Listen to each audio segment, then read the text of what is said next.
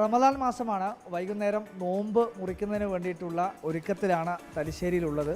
ഒരു നിറയെ വിഭവങ്ങൾ നിറഞ്ഞ ഒരു ടേബിളിന് മുന്നിലാണുള്ളത്.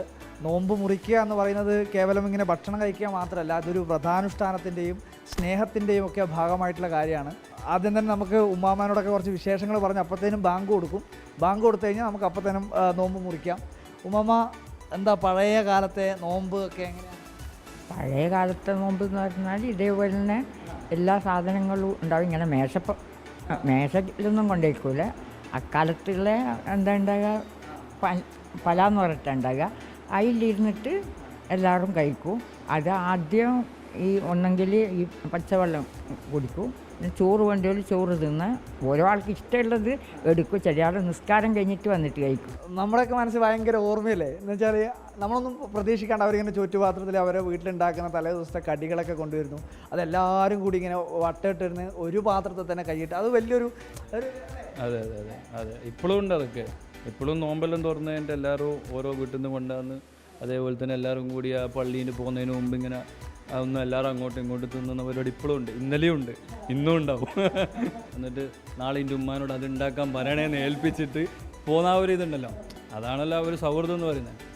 നോമ്പ് തുറക്കുമ്പോൾ ആദ്യം കാരക്കയും പിന്നെ നമ്മൾ എന്തെങ്കിലും വെള്ളവും കുടിച്ചിട്ടാണ് നോമ്പ് തുറക്കുക അല്ലേ? അതാണ് അതിൻ്റെ ഇസ്ലാമിക രീതി. എങ്ങനെയാണെന്ന് വെച്ചാൽ ആദ്യം കുറച്ച് വെള്ളം ഇറക്കുക, അതിനുശേഷം കാരക്ക കഴിക്കുക, പിന്നെ പ്രയറിന് പോവുക. പ്രയർ കഴിഞ്ഞ് വന്നാലായിരിക്കും ഭക്ഷണം കഴിക്കുക. നമ്മൾ ഈ ടേബിളിലെ ഒരു സൂപ്പർ ഹീറോനെ നമ്മൾ പരിചയപ്പെടുത്തേണ്ടതുണ്ട്. അത് ഇതിൻ്റെ എല്ലാം ഒരു എന്താ ഷെഫ്, മാസ്റ്റർ ഷെഫ് എന്ന് പറയുന്നത് ഉമ്മയാണ്.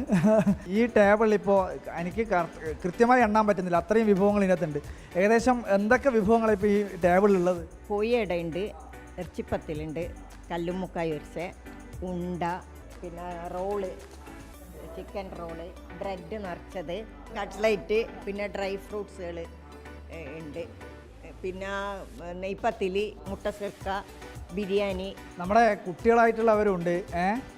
ഇവരൊക്കെ കുറേ വർഷങ്ങളായി അല്ലെങ്കിൽ ചെറിയ പ്രായം മുതൽ തന്നെ എല്ലാ നോമ്പുകളും കൃത്യമായ രീതിയിൽ എടുക്കുന്നത്. 8 വയസ്സ് മുതൽ നോമ്പ് എടുക്കുന്നത്. എന്തായാലും ബാങ്ക് കൊടുത്തിട്ടുണ്ട്. അപ്പോൾ ആദ്യം കാരക്ക, പിന്നെ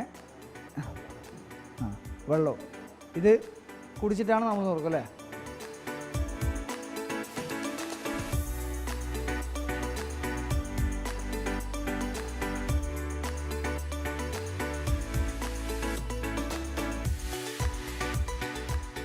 വിഭവങ്ങൾ നിറഞ്ഞ മേശയ്ക്ക് ചുറ്റുമിരുന്ന് സ്നേഹം പങ്കുവെക്കുമ്പോൾ നിറയുന്നത് മനുഷ്യൻ്റെ മനസ്സുകൾ കൂടിയാണ്.